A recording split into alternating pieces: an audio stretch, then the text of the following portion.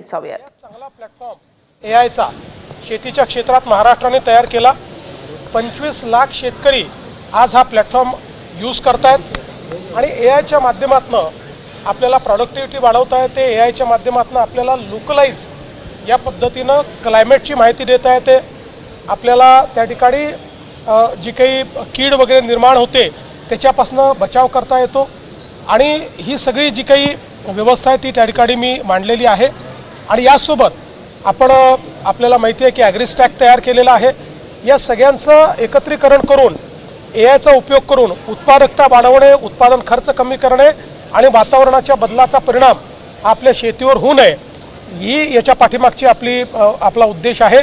आणि पुढच्या काळात ज्यावेळेस महाराष्ट्रात एआय फॉर ॲग्रिकल्चर ही आपली समिट होईल त्यावेळी जगभरातनं लोक किंवा वेगवेगळ्या राज्यातनं लोक त्या ठिकाणी आले पाहिजे तसा आपला प्रयत्न आहे।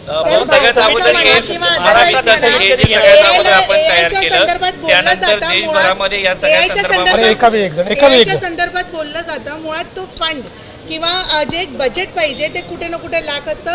राज्य स्तरावर पण तसाच सिनारिओ कुठे ना कुठे दिसतो। महाराष्ट्र हे पहिलं राज्य आहे की ज्यांनी एआय इन ॲग्रिकल्चर करता 500 कोटी रुपयाचा फंड आपण तयार केला आणि एआय करता फंडची आवश्यकता नाही आहे। मेजर आवश्यकता आहे डिजिटल पब्लिक इन्फ्रास्ट्रक्चर तयार करणं आणि त्यासोबत ट्रेंड असलेले एआय मॉडेल्स तयार करणं।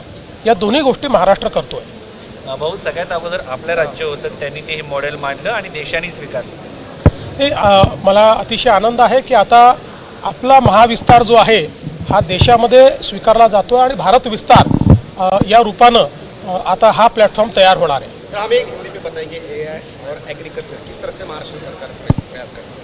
देखिए आज हम लोगों ने एआई फॉर एग्रीकल्चर समिट 2026 जो महाराष्ट्र में होने वाली है उससे एक सैटेलाइट सेशन ये जो इंडिया एआई इम्पैक्ट समिट है यहाँ पर लिया था और बहुत अच्छे तरीके से लोगों ने उसको रिसीव किया है। महाराष्ट्र पहला राज्य है जिसने अपने फार्मिंग सेक्टर में खेती किसानी में एआई का उपयोग किया है। हमने पहला प्लेटफॉर्म महाविस्तार तैयार किया है। महाविस्तार एक ऐसा प्लेटफॉर्म है जो हमारे किसानों को अपनी भाषा में हर तरीके से असिस्ट करता है। क्रॉपिंग साइकिल हो या फिर किस प्रकार से उन्होंने अलग अलग चीज़ों का इस्तेमाल करना चाहिए, इनपुट कॉस्ट को कैसे नीचे लाना चाहिए, पेस्ट कंट्रोल किस प्रकार से करना चाहिए, मार्केट एक्सेस कैसे होना चाहिए, ऐसी सारी चीज़ें इस माध्यम से हमारे किसानों को मिल रही है।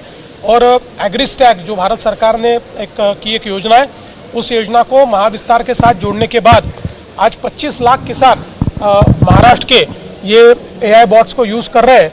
और मुझे ऐसा लगता है कि इसके कारण क्लाइमेट प्रूफ एग्रीकल्चर की जो हम बात करते हैं तो उसके लिए हम लोग आगे बढ़ रहे हैं, उसके लिए हम अग्रसर है। उसी बात को हमने आज के सेशन में रखा है। सर एमओयू देखील काही साइन केले आहे ते एमओयूच्या अनुषंगाने असं आहे की सर्वम एआय, ओपन एआय आणि IIT बॉम्बे या तिघांसोबतही आपण एमओयू साईन केलेले आहेत। या माध्यमातून जे काही याचे एआयचे जे मॉडेल्स आहेत ते मॉडेल्स आपल्याकडे आपण तयार करणार आहोत, यूज केसेस आपण तयार करणार आहोत। वेगवेगळ्या क्षेत्रांमध्ये एआयचा उपयोग करून आणि त्याला स्केलवर कसं न्यायचं हे यांच्या माध्यमातून आपण करणार आहोत।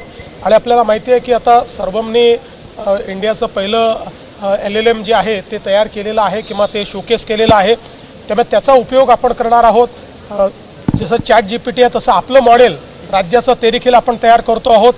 मला असं वाटतं की या माध्यमातून पुढच्या काळामध्ये राज्याच्या सर्व क्षेत्रांमध्ये एआय रेडी अशा पद्धतीचं आपलं राज्य असेल। सर राज्यसभासाठी कसं काय महाराष्ट्राचा एक पुशअप राहणार आहे आणि काय सिनारिओ असणार? 4 जागा भारतीय जनता महाविकास आघाडी एकच निवडून आणेल अशी स्थिती आहे, पण तरी सुद्धा त्यांचे शरद पवारांच्या नावावर स्पेसिफिकली म्हणालेत की काँग्रेसचं म्हणणं आहे की राष्ट्रवादीने आधी भूमिका जाहीर करावी।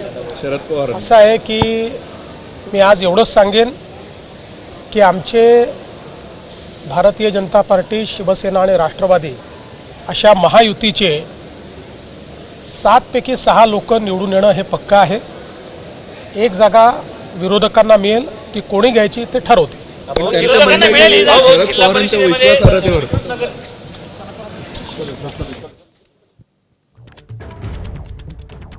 तर एआय ते राज्यसभेच्या निवडणुकी संदर्भातही मुख्यमंत्री फडणवीसांनी भाष्य केलंय।